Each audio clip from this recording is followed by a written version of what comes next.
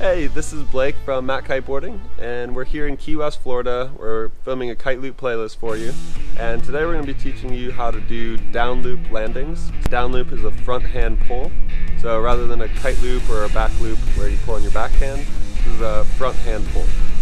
So we're going to teach you how to do this landing with them, so you can do any trick you want. This is just going to be how to land with the down loop. So we've made some videos for you after this about specific tricks and different things with the down loop added to it, but this is the most basic form, is just landing a jump with the down loop. So once you get this down, it'll change the way you kite forever, because a down loop is different than a heli loop or a regular kite loop because it's actually like a transitional loop. So you could do a kite loop jump in the middle of your run, and then you do another jump and then do a down loop transition and then go the other way. So rather than doing boring old transitions, you can now do some jumping tricks and flipping tricks, throw that down loop in there, and then every tack you make both ways, left and right, you can do down loop tricks or down loop jumps, and it just changes the game. A down loop doesn't quite catch you like a heli loop does. A heli loop has pretty much no pull and it's a really soft and smooth landing. Whereas a down loop, it'll still help catch you a little bit, but it'll pull you down harder into your landing. So you always want to make sure to land flat and downwind, but it's not going to pull you as much as a kite loop. So a down loop is like an in-between from a kite loop and a heli loop. Heli loops are super soft, easy, and smooth where it's rotating above your head. Down loops, a front hand pull where it goes down and it can even pull you down, but it won't have that amount of pull as like a kite loop, which is looping through the power zone, which is then gonna pull you hard downwind. So it's nice in between, but it's really good for transitional jumps, and we're gonna teach you how to land.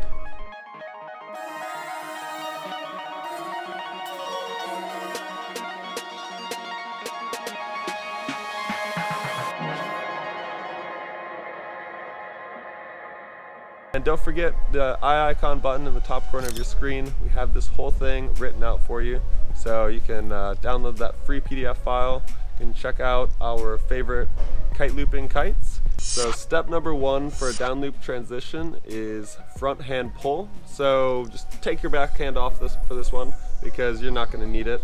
You can do this all with one hand, and pushing on your other hand isn't going to help that much. So just for this one, take your hand off the bar and just do a little jump, and you're going to pull on your front hand, and you can loop the kite at any time throughout the wind window. You can do it right away, you can do it at the apex, or you can do it coming down right on landing, right before landing, whatever you want.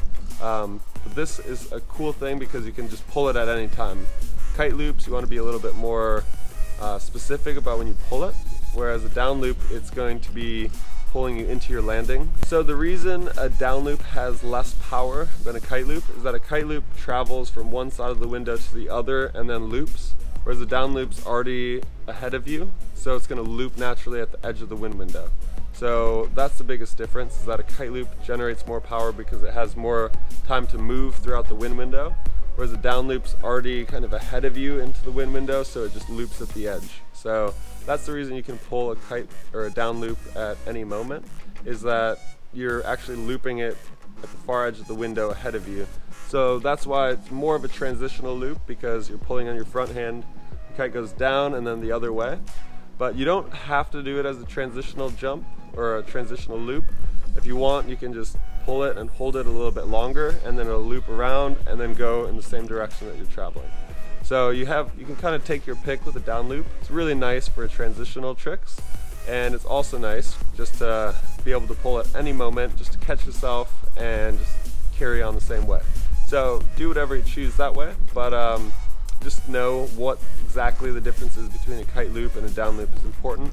And a kite loop's that backhand pull, where the kite travels across the wind window, whereas a down loop is a front hand pull, where you don't even need your backhand, and you can just pull on the bar. It's going to loop at the edge of the window, come around, hopefully shoot overhead and catch you and give you a soft landing, or pull you down into your landing, and you can absorb the impact and ride away.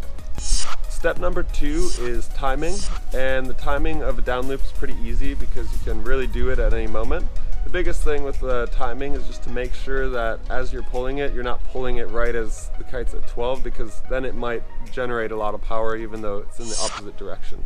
So with this one, just make sure that as you're looping the kite, it has a little bit of time to to go to the edge of the wind window, and that'll give you a little less power in your pull. So just timing of the down loop is pretty easy actually. You can just have your front hand on, like we said. You can pull at any time, but as you're starting this out, I would recommend for timing, just do it as you're coming down onto landing. So like right before you hit the water, then do the down loop, or right as you've touched down on the water, do a down loop and get comfortable with that, and then start reaching higher and higher levels, doing the down loop and understanding how to land after and how it pulls you and everything, just so that you get comfortable with it before you start taking it to the next level and getting high out there. So a down loop gets the wing of your kite generating speed and creating lift, opposed to the stalling of your kite over your head. So what that means is, even though the kite is not directly overhead, the movement of the kite will come down and it will help catch you. However, always make sure that when you do land, that you land flat and with your board pointed downwind.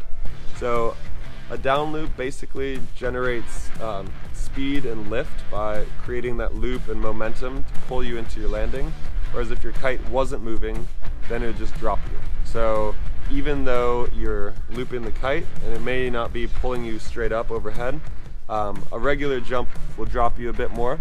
A loop is a nice way to help kind of generate some speed and power into that landing to then catch you. Down loops are a nice tool for softer landings or just transitional landings, anything in between. Alright, so step number 3 is sheeting out after the loop. So what this means is once the kite has made its loop all the way around and is starting to travel back up into the wind window, so when you push out on the bar to then create lift and make that kite shoot up above your head.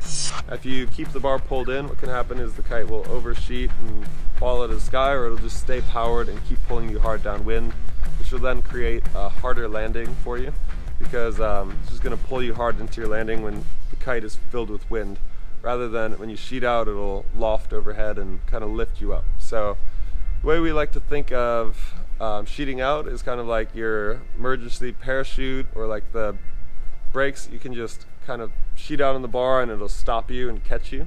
But do not sheet out until your kite has made a complete rotation and a full loop around in the wind window, because if you sheet out too early, what will happen is then the kite loses its rotation and the turning speed, and it'll just power up and take you with it. So just make sure, do not sheet out until the kite has made the complete rotation, but do sheet out as soon as it has. That way it catches you, lifts you up, and catches you on your way down.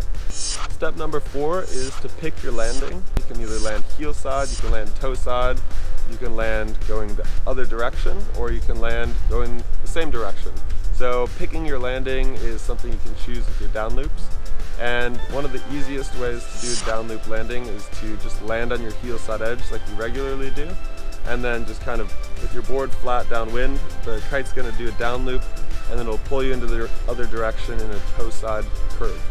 So basically you land, the kite's going to go the other way, and you just let it take you onto your toe side edge and ride away. Another way you can do it is you can land toe side and then you can carve out heel side, which is nice for carving, making like a big spray.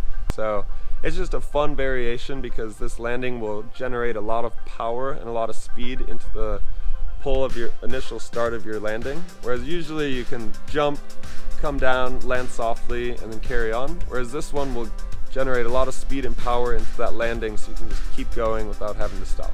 So one thing is that if you don't know how to do jumping transition yet, I would recommend watching our video or anyone's video on that, because there's a lot of great content out there teaching you all these tricks, but it's nice to take it step by step and learn as you go, rather than going for a trick that you haven't learned yet. So the biggest thing to know about adjusting your position in the air going from right to left is to really change the position of your hips in the air. Your shoulders and your hips, if you're going to the right, will be facing the right, but then when you want to go to the left, you have to make sure to change the position of your shoulders and your hips to face to the left now, so that way your body and everything is now centered to go that way. The most common mistake with the jumping transition is to jump up to the right, send the kite to the left, but not have your body go with it, and then you kind of crash onto your back or catch your heel side edge. So just make sure as you jump, you're doing the down loop, to kind of point your body downwind, land flat, and ride away. Step 5 is application, and what this means is that now you're applying down loops to other tricks. And throughout this kite loop playlist series, we're going to make a variety of different specific tricks for you. But whatever your favorite trick is, now you can just do that trick, and as you're coming down and as you're about to land, just do that down loop and it'll just change everything for you. You'll be able to think of new tricks to add to your favorite ones, and you'll be able to then have a variety of carves, turns, jumps, and everything that just opens up a whole new world of possibilities. So this is a really fun trick. It's quite easy, and just mess around with the height and pulling speed of your loop, whether your hands are wide and you're looping it hard, or your hands are narrow and the kite loop's wide and slow. Just mess around with that, get a bunch of loops down, and that's it. So we hope you guys enjoy these videos. If you do, give us a thumbs up, let us know what you think, and subscribe to our channel if you feel like it. We will keep these videos coming for you. And don't forget the eye icon button in the top corner of your screen. We have this whole thing written out for you, so you can download that free PDF file. You can check out our favorite kite looping kites. So that's it, and we'll see you next week.